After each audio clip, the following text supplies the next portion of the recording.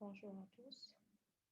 Dans cette vidéo, nous allons voir ce qui se passe pendant la méiose, c'est-à-dire en commençant par une cellule à deuxième chromosome double pour obtenir 4 cellules à un chromosome simple. Je vais essayer de vous expliquer d'abord le graphe concernant l'évolution de la quantité d'ADN au cours de la méiose. Alors, au départ, on commence par une cellule mère ayant une quantité d'ADN Q. Au départ, cette quantité d'ADN va rester constante durant la phase G1 de l'interphase. Ensuite, il va y avoir réplication de l'ADN. Alors,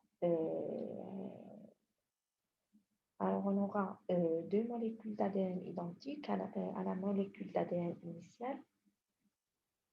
Alors, la quantité passe de Q à 2Q. Ici, c'est alors la phase S, phase de synthèse de l'interphase. Nous avons ensuite une phase au cours de laquelle la quantité d'ADN va rester constante, c'est-à-dire 2Q. C'est au moment de la G2. Ici, G1S et G2, c'est toujours l'interphase. Ensuite, il y a la première étape de la méiose qui va commencer juste après la G2. La cellule rentre en méiose 1. Alors, la quantité d'ADN était de 2Q. Ici, 2Q. Vers la fin de la méiose 1, cette quantité va se diviser en 2 Q, car l'ADN a été réparti entre les deux cellules filles. On passe donc d'une quantité d'ADN de Q, c'est-à-dire au moment de la prophase 1, à une seule quantité d'ADN au moment de la télophase 1. La cellule passe alors de deux chromosomes doubles dans chaque cellule à un seul chromosome double dans chaque cellule, pour chaque paire chromosomique, bien sûr.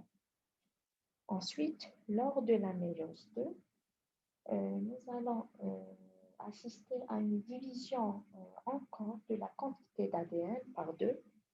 Ici, on a obtenu deux cellules à un seul N chromosome ayant une quantité Q d'ADN. Alors, on passera alors d'une quantité d'ADN Q à Q divisé par 2 vers la fin de la télophase 2. Alors, en commençant par une cellule mère à deuxième chromosome double, on va obtenir 4 cellules à un seul N chromosome simple. Alors, la première phase, prophase 1 de la première division méiotique ou division réductionnelle, l'ADN se condense. Ici, au moment de la prophase 1, l'ADN se condense, les chromosomes homologues alors s'apparient et l'enveloppe nucléaire se disperse. Alors, l'étape suivante, c'est la métaphase 1. Alors, au cours de cette phase, chaque paire de chromosomes homologues va se placer au niveau de la plaque équatoriale.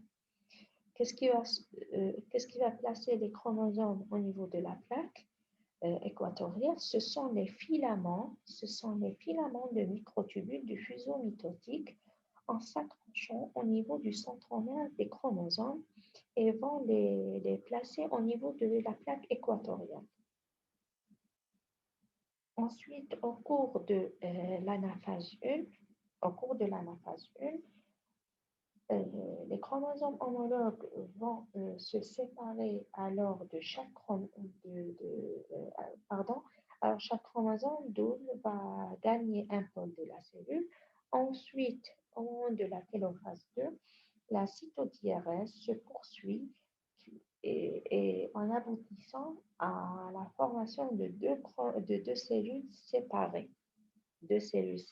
Chaque cellule contient un loop chromosomique de chromosomes doubles. Alors, à partir d'une cellule à deuxième chromosome double, nous avons obtenu deux cellules à un seul N chromosome double.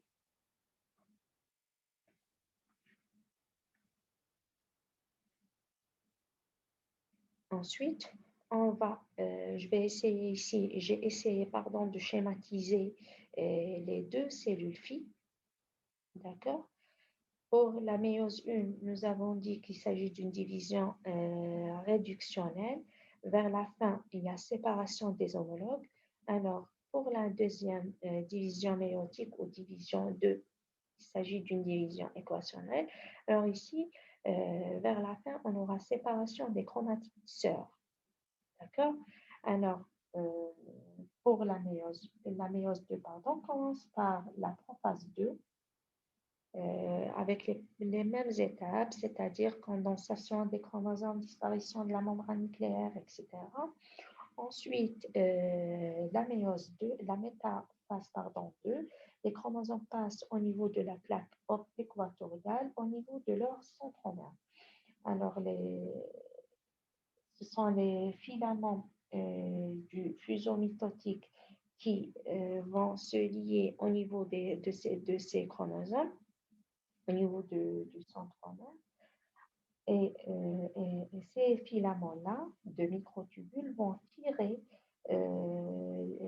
les chromatides vers les deux pôles de la cellule. Ensuite, au moment de l'anaphase 2, commence la cytodiérèse. On aura alors séparation ensuite, le début de la division du cytoplasme et séparation des chromatides sœurs. Et bien sûr, les chromatides sœurs vont se retrouver au niveau des deux pôles de la cellule. Lors de la télophase 2, on va assister à une décondensation des chromosomes. On ne pourra donc plus pouvoir discerner ou visualiser les chromosomes. Donc, on aura à l'issue de la télophase 2 de chaque cellule fille, en nombre de 4 bien sûr, des chromosomes simples à une seule chromatide sœur chacune. Ici, c'est une seule chromatide pour chaque paire chromosomique. Alors ici, à partir de deux cellules à un seul N chromosome double, nous avons obtenu 4 cellules à un seul chromosome simple. Ici, c'est simple.